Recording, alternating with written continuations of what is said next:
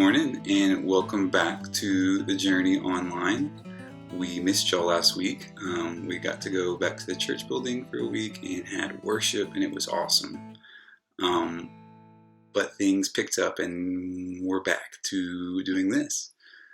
I hope y'all had an excellent 4th of July.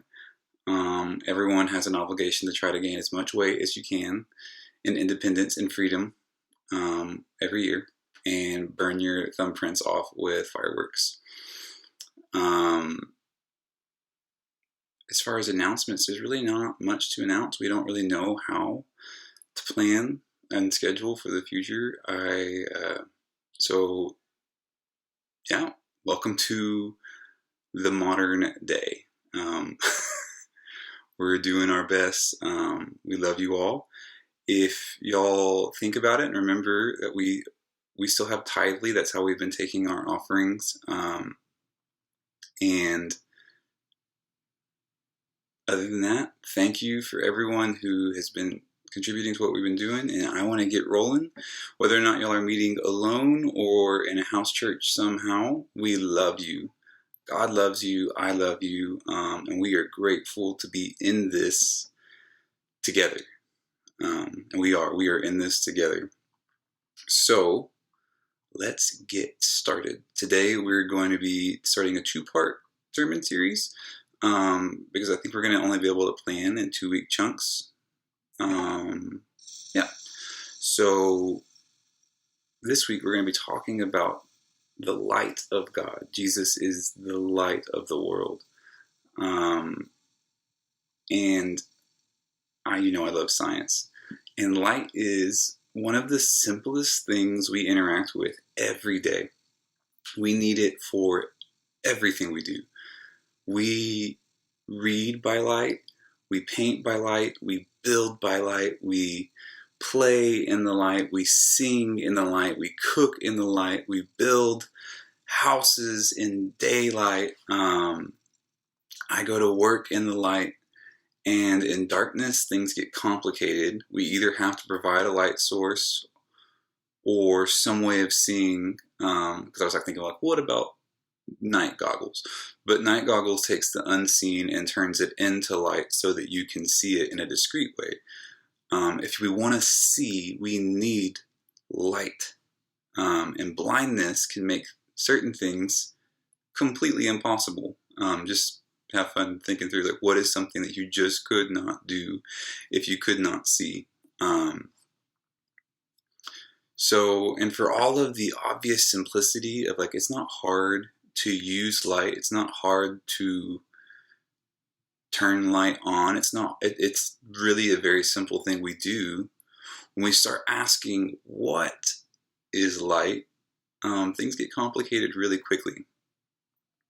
There is light that we see right now. You see me by light.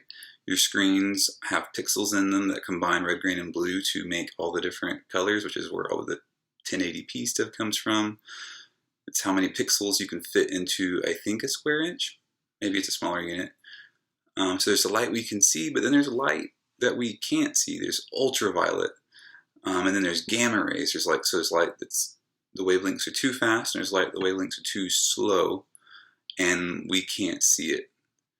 And then it's both a packet of energy that operates as an independent particle. So they've done fun experiments where you don't care, but it operates like a speck.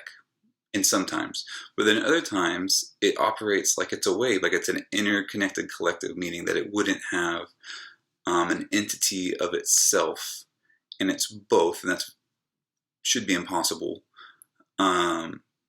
It may or may not have any mass. They're doing experiments trying to figure that out. But one thing that every scientist is fairly certain about is that our existence started in light. At least they call it the Big Bang. They all different kind of things. But people are certain that the first thing probably that's how you have to talk in science, is that everything started with light, which I wonder, they hate this, but Genesis 1, we had the cheat sheet. In the beginning, God created the heavens and the earth, and the earth was without form and void, and darkness was over the face of the deep. And the Spirit of God was hovering over the face of waters. That's Genesis 1, 1 and 2. So, before light, there was something, and it was formless, and it was dark.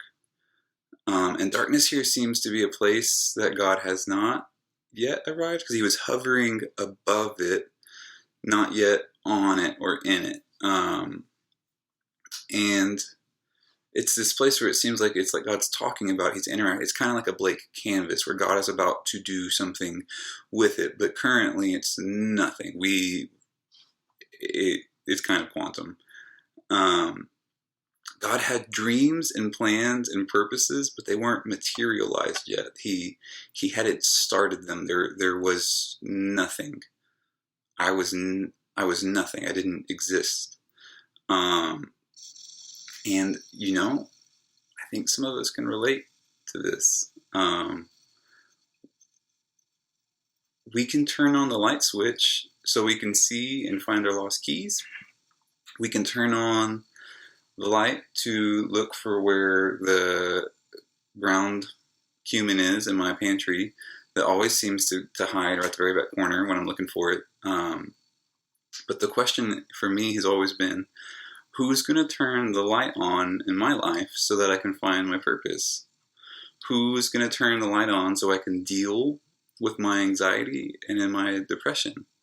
Who's going to turn the light on so that I can see what I should do with myself? Don't you feel like we're kind of moving around in the dark sometimes? And the darkness isn't so bad. It's the fact that things are moving in the darkness, and I'm looking for something, and I can't see, and I'm confused, and it's frustrating. So I've got a fun story. I don't know if y'all knew this, but I was a roommate with Keith Scott. In a part of my life that I'm very, very grateful that almost none of y'all know stories of me from that season. We lived in a house which felt like there was like 30 people. I think it was like a 10-bedroom, 4-bathroom house, one kitchen for a lot of people. It was nasty. Anyways, I was, being me in this strange season, and I went out one night drinking and smoking. Why did I do that? Honestly, it was pure rebellion and anger. I was just trying to prove that no one could tell me how to live my life. I think if I remember correctly, I didn't even do it with anybody. It was just honestly just like pure, nobody tells me what to do. I'm going to do what I want. But then I'm coming home really late and feeling guilty. And it's so late that definitely, it's like 2, 3 o'clock in the morning. Definitely everyone's asleep. So I was going to try to sneak into my bed and pass out and skip my class. And the door opens, and I'm like fumbling around in the dark. And I lived upstairs, so I'm going up the stairs. They had no carpet on them, but they're nice, they're consistent. And then I get to my door, the top of the stairs, and it's pitch black. And I go walk into my bedroom, and I notice, like how sometimes you leave a path of clearness in the middle of your rubble, and my rubble is gone. And it's annoying me, like who's touched my stuff? Why is my rubble path not here? And I'm mad, and in my frustration, I walk forward and slam with every ounce of my body weight and strength face first into a bunk bed post that some evil human had decided to clean my room and pull the bunk bed off from the wall and change the configuration in the dark, which leaves me in the snare of a booby trap for me to die on. I mean, like, it was bad. I broke my face. Like, there was blood, just a lot of blood and tears and confusion. And it's just so simple as that, like, darkness can hurt you. And the darkness has hurt us.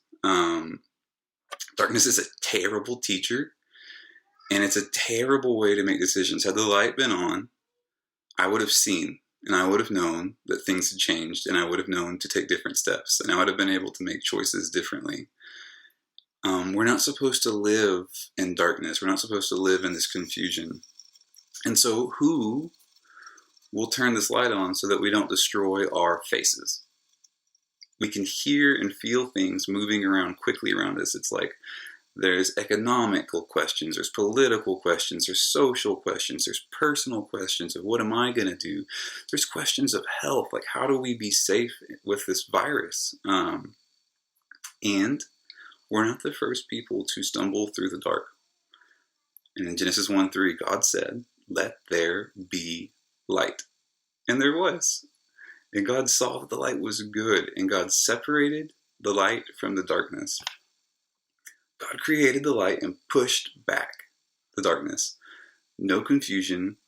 Beautiful forms were laid out. God's plans and purposes inside of him that were yet to be seen were now spoken out, and light was pouring out of his mouth, and the thoughts that were inside of him were exploding into reality, and beauty and light and structure and order was killing the darkness, was slaying the chaos, and in its place, the kingdom of God.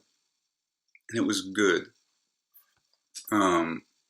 And we see this again mentioned in John 1:1. In the beginning was the Word, and the Word was with God. Again, the Word is a spoken part of you. So it was in the beginning there was this God speaking. And the Word was with God, the Word was God. It's kind of talking about Jesus. Not kind of, definitely is. He was in the beginning with God. And all things were made through him. And without him was not anything made. In him was life. And the life was the light of men. The light shines in the darkness, and the darkness has not overcome it. So when we think of light and darkness, we usually think like light switches. Information and confusion. Or if you're a Jedi, good and evil. But here they're talking about the light of man is life. And the darkness has not overcome it. The light is the life of men.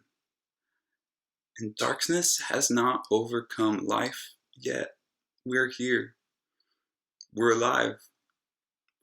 Light has not been conquered. We see this light in the life of men, and we watch it not overcome people all the time in different ways. So then here, the same book, later we see Jesus is being questioned by the defenders of God's light. They made systems and rules ordered about God's light and God's presence and his temple, and they were very serious. They devoted everything to being experts of God's rule, God's presence, God's being. And they're questioning Jesus, the Pharisees, because he isn't following the guidelines of what they had decided the light was like. And then in John 8, verse 12, we get a really awesome response. Jesus speaks to them saying, y'all are defenders of this stuff. I am the light of the world. They would know, John 1:1, they would know, Genesis 1:1, they would know exactly what Jesus is claiming right here. I am the light of the world. Whoever follows me will not walk in darkness, but will have the light of life. For I know where I came from.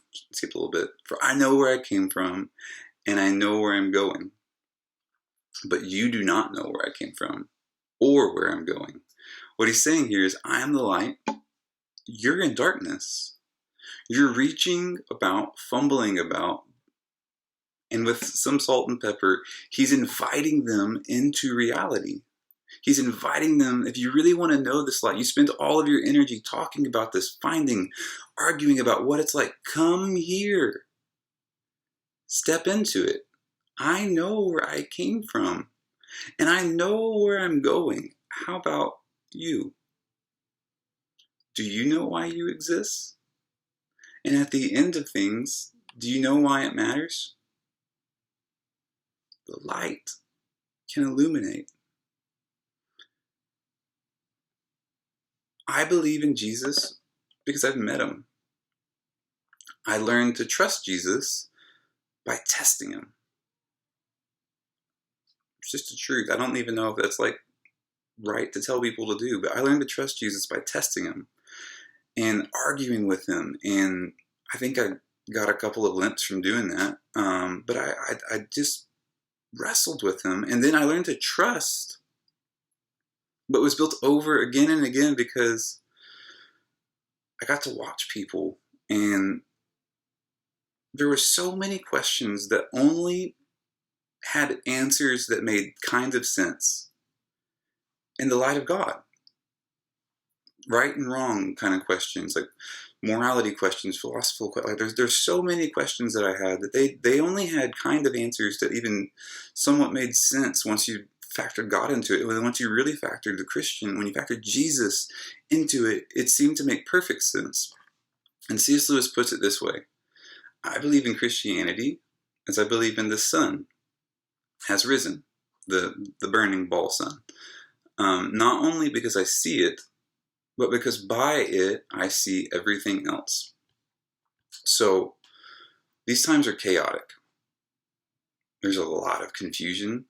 There's a lot of animosity going on around us. But darkness has not won.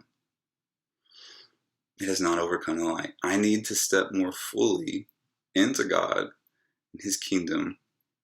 And Jesus has done some wonderful things for us. Colossians 1:13 talks about this, that he's delivered us from the domain of darkness and transferred us from the kingdom of darkness to the kingdom of his beloved Son, kingdom of light, the kingdom of his eternal kingdom, kingdom of heaven, in whom we have redemption and the forgiveness of forgiveness of sins. And with that, given us everything we need to be what was prophesied about in Isaiah 49, that he would make us a light for the nations, that we may bring his salvation to the ends of the earth. Now, light, life,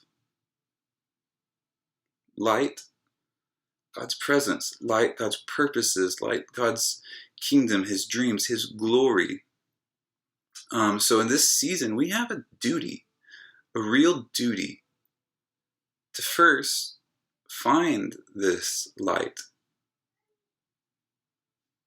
Spend time understanding the light of God, having our soul and mind stretched, and understanding the life of God, what it means to be like this. And then second is to become a light, to be full of our King's life, so that in the darkness around us, there's souls, eternal souls, that are having questions, and they're being beat down. One of my friends was talking to me about it, like he put it this way. He said it's like jumping off of a bridge that you know you need a parachute, and everyone's yelling, "Take this parachute, take this parachute," but you know most of them don't work. And it's confusing and it's stressful, and you know you need something to help you, and everyone's yelling, "Listen to me," but you know most of them don't work. That's the condition that a lot of people are in. What they need to see is someone jump off that bridge with a working parachute and say, "Follow me." I'm following Jesus, and it works. So that we can be lighthouses for the storm of the kingdom of God, and that he may have his full reward.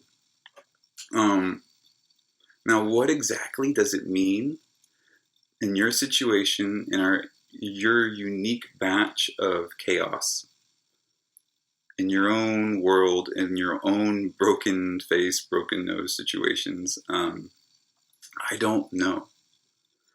But I know this, that if you ask God to help you walk in His light, He will. And there He will show you His wonders. He'll show you the wonders of His universe. He'll show you the wonders of His presence and teach you His ways so that you can teach others. So with that, we got some work to do. I have a lot of work to do personally. So let us do this. Let's submit to our King and allow Him to have His way with us so that we might shine. Love you all. Glorify God by enjoying Him forever. Have a good week. And have a good discussion. Love you guys. Amen. Fade from the sky. On the wind I heard a sigh. As the snowflakes cover my fallen brothers, I will say this last goodbye. Night is now falling, so ends this day. The road is now calling.